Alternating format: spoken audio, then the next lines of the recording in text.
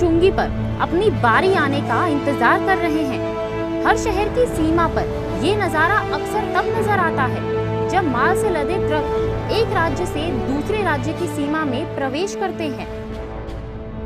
लेकिन GST bill के लागू हो जाने के बाद शहरों की चुंगियों पर लगने वाली ट्रकों की ये लंबी लाइनें अब अपने आप खत्म हो जाएंगी, क्योंकि जीएसटी बिल के लागू होने पर इन जैसे ट्रकों को हर राज्य को अलग अलग टैक्स चुकाने के लिए लंबा इंतजार नहीं करना पड़ेगा।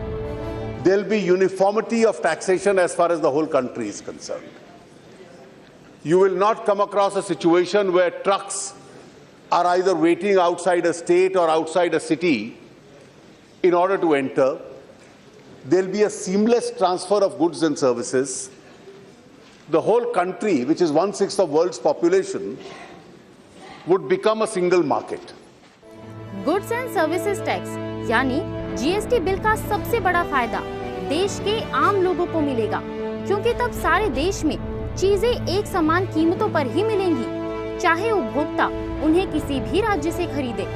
जीएसटी बिल लागू होने से माल के उत्पादन और उसे बाजार तक पहुंचाने में कंपनियों का खर्चा भी घटेगा। राज्यों को मिलने वाला VAT, entertainment tax, luxury tax, lottery tax, entry tax और चुंगी जैसे टैक्स भी खत्म हो जाएंगे। और सबसे बड़ी बात ये कि जीएसटी बिल के प्रावधान लागू होने से लोगों को अब टैक्स के ऊपर टैक्स नहीं चुकाना पड़ेगा। इन सभी उपायों से महंगाई घटाने में मदद मिलेगी। I've been trying for the last 2 sessions to have the GST bill approved. It was a bill that the Congress party introduced. It was a bill on which you have a unanimous recommendation of the Standing Committee.